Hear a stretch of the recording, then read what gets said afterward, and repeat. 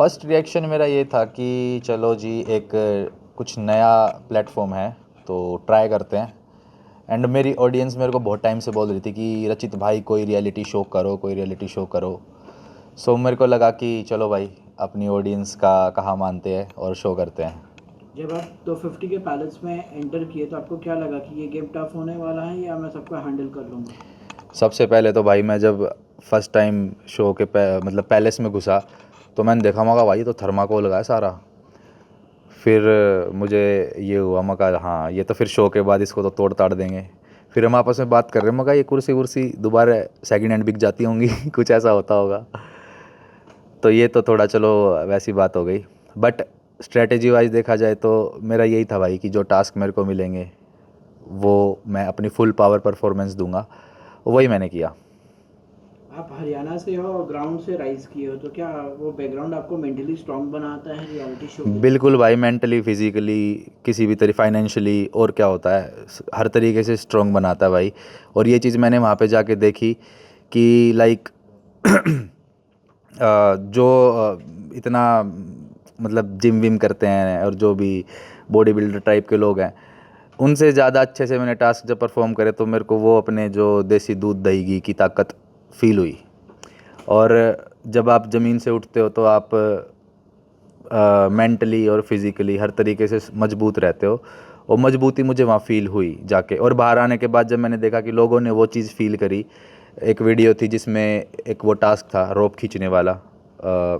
उसमें कई ऐसे जो लोग तगड़े तगड़े दिखते हैं वो नहीं वो झेल पा रहे थे। बट मैंने वो करा तो जो रिएक्शन वीडियोस बनाते हैं उन लोगों ने भी वहाँ पे यही बोला कि भाई रचित भाई ने ये कैसे कर दिया, ये लोग तो कर ही नहीं पाए। तो वो भाई ताकत है भाई, वो बचपन से हार्ड गोडे मजबूत है। 50 कंटेस्टेंट्स के बीच अपने अलग पहचान बनाना कितना चैलेंजिंग था? कुछ चैलेंजिंग नहीं था भाई। इतने टाइम से जो हम काम कर रहे हैं सोशल मीडिया पे, वहाँ भी जीरो से स्टार्ट करके इस लेवल तक पहुँचे हैं। तो उस चीज़ की आदत है कि मेहनत करके अपना नाम कैसे बनाना है। काम अच्छा करो, नाम अच्छा अपने आप बन जाता है। तो उन 50 के लोगों के बीच भी मुश्किल कुछ नहीं था, बस यही था कि अपना अच्छा करो, फुल पावर परफॉर्म करो, और वो किया, अपने आप नाम बनता चला गया। जब नेहल ने आपको नॉमिनेट किया तो उस वक्त आपका जेन्युइन रिएक्शन क्या था? भाई उसने नॉमिनेट जब मेरे को किया तो लायन ने उससे पूछा कि रीज़न क्या है, तो उसने रीज़न दिए कि मेरा रचित से इंटरेक्शन नहीं हुआ है। चलो ठीक है, मेरे को एक्सेप्ट था, मैं नहीं समझता तू इंटरेक्शन के लायक होगी, तो मैंने नहीं करा। सेकंड उसने बोला कि ये हमारी पता नहीं, सेकंड रीज़न मुझे याद नहीं आ रहा, कुछ ऐसा ही था कि बातचीत कम हुई है या जो भी है, मैं जानती नहीं हूँ टाइप। थर्ड उसने फिर ऐसा कुछ बोला था कि ये परफॉर्मेंस अच्छी नहीं करते हैं। तब मेरे को वो चीज़ ऐसे ट्रिगर हुई, मगा बोल भी कौन रहा है कि परफॉर्मेंस अच्छी नहीं करते हैं, जो हर टास्क में बिदकती फिरती है इधर उधर, जिससे कुछ हो नहीं पा रहा है। और देखा जाए जब तक ये बात हुई थी उससे पहले हर टास्क में मैंने तो भाई फुल परफॉर्म करा था और हर टास्क में जीता भी था। तो ये बात मेरे को ट्रिगर करी, मैंने यही पॉइंट उठाया, नेल को बोला, मगा तू इस बेसिस पे मेरे को कैसे बोल सकती है। तो यही सब था भाई। बाकी देखो, उसने जो भी बोला आगे चल के उसने फील भी करा, तभी फिर बार बार हमारी टीम में उसके बंदे आ भी रहे थे कि हमारी टीम से खेल लो भाई, आप स्ट्रॉन्ग परफॉर्म करते हो। आप अपने गेम प्ले में ऑनेस्ट और डायरेक्ट कंपटीशन को हाईलाइट किया, तो क्या आपको लगता है कि रियलिटी शो जैसे फॉर्मेट में ये स्ट्रैटेजी लॉन्ग टर्म में सस्टेनेबल रहती है? भाई मैं ये मानता हूँ रियलिटी शो का मतलब होता है कि आप रियल रहो। अगर मैं ऑनेस्ट हूँ तो मैं ऑनेस्ट ही दिखाऊंगा, सच्चाई ही दिखाऊंगा। मैं किसी शो को जीतने के लिए इतना नीचे नहीं गिर सकता, क्योंकि मेरी जनता मुझे बाहर भी देख रही है। तो मैं शो जीतने के बजाय सोचूंगा कि मैं अपनी ऑडियंस का दिल जीतूं। शो जीतना होगा जीत जाएंगे, नहीं जीतना होगा नहीं जीतेंगे, पर जो है वही रहेंगे भाई। जब आपने प्रिंस नरूला और करण पटेल को बैकस्टैबिंग के एक्यूजेशन लगाया, तो क्या वो किसी स्पेसिफिक इंसिडेंट पर बेस्ड था? क्या वो अपने आपका आप वो मोमेंट डिटेल में एक्सप्लेन करना चाहेंगे? प्रिंस नरूला का भाई क्या रहता है ना, लाइक अगर आप किसी को प्रोमिस कर रहे हो, किसी को आप अपनी ज़बान दे रहे हो, तो उस चीज़ को निभाओ। वो हर चीज़ पे फ्लिप करता है आगे चल के, तो वो चीज़ गलत है। अब लेकिन वो लोग बोलते हैं कि यही तो गेम है, तो भाई वो उनका गेम है, वो हमारा गेम नहीं है। हमने अगर किसी को वचन दिया है, कोई ज़बान दी है या प्रॉमिस दिया तो हम तो उसको निभाते हैं। फिर चाहे शो में हम कितना ही आगे जाए, एलिमिनेशन हो ना हो वो अदर चीज़ है भाई। प्लस करण पटेल तो क्या बैक स्टेप करेगा, वो थोड़ा बेड से उठ के स्टेपिंग कर ले वही बहुत बड़ी बात है उसके लिए, क्योंकि वो शो में और कहीं तो दिखा नहीं है, सिर्फ और सिर्फ गाली गलौज करते दिखाया, सोते हुए दिखाया।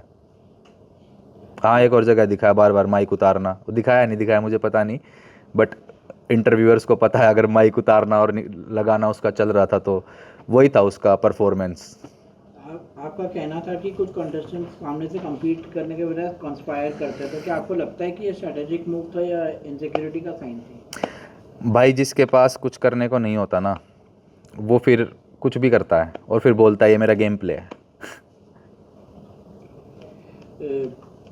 करण पटेल के साथ जो हीटेड आर्ग्यूमेंट हुआ तो क्या वो सिर्फ गेम के लिए था या पर्सनल भी हो गया था? भाई मेरा तो गेम के लिए कुछ था ही नहीं, मेरा तो गेम के लिए था कि मैं अपना बढ़िया टास्क वास्क करूँ और आगे तक जाता रहूँ। सामने से मेरे को कोई गाली बकेगा तो भाई मैं तो आवाज़ अपनी उठाऊंगा ना, चाहे फिर वो करण पटेल हो या फिर उसके फादर हो। अगर आज प्रिंस नरूला करण पटेल आपके सामने बैठ जाए तो आप क्या कहना चाहोगे? मैं तो कुछ नहीं कहना चाहूँगा भाई क्या कहना है ऐसे लोगों को। तो क्या आपको क्यों क्यों पसंद नहीं है उन लोग, क्या कुछ रीजन नहीं है? भाई मेरा कोई पर्सनली किसी से कुछ भी नहीं है, देखो है ना, मैं शो से पहले किसी को जानता भी नहीं था, बट अंदर जाने के बाद अगर आपके साथ कोई बदतमीज़ी करे, गालियाँ बके, और शो से बाहर आने के बाद भी सोशल मीडिया पे देख रहा हूँ कि आप इंस्टाग्राम पे पैसे दे दे के गालियाँ बकवा रहे हो, तो वो तो यार मेरे को क्या यार, आपको भी एक्सेप्टेबल नहीं होगी और किसी को भी एक्सेप्टेबल नहीं होगी। तो ऐसे लोगों के क्या मुँह लगना और क्या मुँह लगाना। अगर आपको लगता है कि आप 2-3 हफ्ते और रुक जाते तो आप कुछ स्ट्रैटेजी चेंज करते अपने तो भाई अगर मैं और आगे तक जाता तो मेरे को मतलब थोड़ा ऐसा सुनने में आया आसपास से कि आगे और मस्त मस्त तगड़े तगड़े टास्क हुए थे, तो मैं वो मिस कर रहा हूँ, मैं उन तगड़े टास्क में होना चाहिए था। तो बस एक ये है कि काश मैं और बढ़िया परफॉर्मेंस अपनी बढ़िया परफॉर्मेंस और दिखा पाता आगे। इस शो ने रचित रोजा को एक इंसान के तौर पे क्या सिखाया? एक इंसान के तौर पे मेरे को ये शो ने सिखाना चाहा कि आप फेक बनो रियलिटी शो के लिए, बट वो मैंने सीखना नहीं चाहा, क्योंकि मैंने सोचा कि मैं रियल रहूँगा तो ज़्यादा अच्छा रहेगा। तो सीखने वाली चीज़ें बहुत थी, लाइक शो था मेरा फर्स्ट ये रियलिटी शो, तो इसमें किस तरीके से चीज़ें चलती है, क्या काम करती हैं क्या नहीं करती। बाहर आके एपिसोड भी जब मैंने देखे तो वहाँ से भी थोड़ा आइडिया मेरे को लगा कि क्या कैसे दिखता है क्या नहीं दिखता, तो थोड़ी वो चीज़ें मैंने सीखी।